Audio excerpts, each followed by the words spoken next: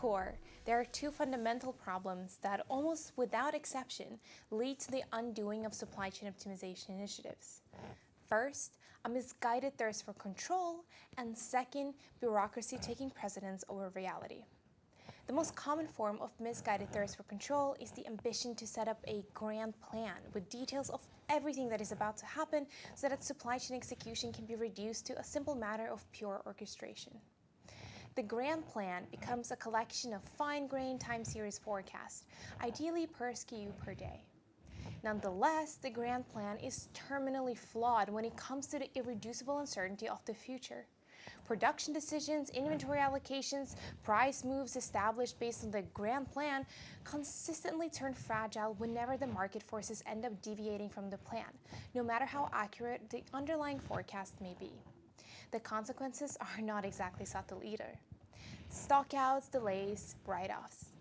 Seeking control over your supply chain is a reasonable proposition for a large company nonetheless.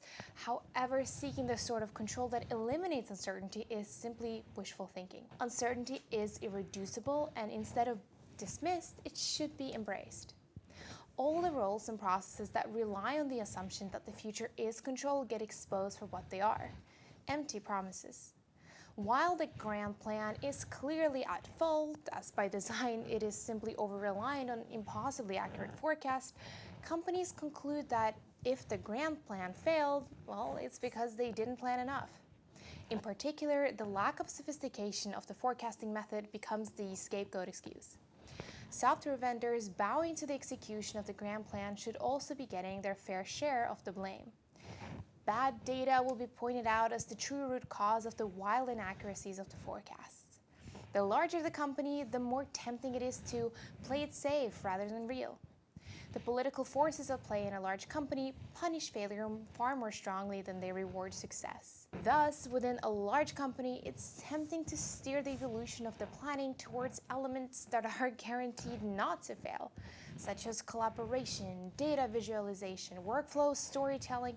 It turns out that those sorts of elements are the ones that please the bureaucracies the most. Unfortunately, by avoiding chances of failure, chances of success are eliminated as well.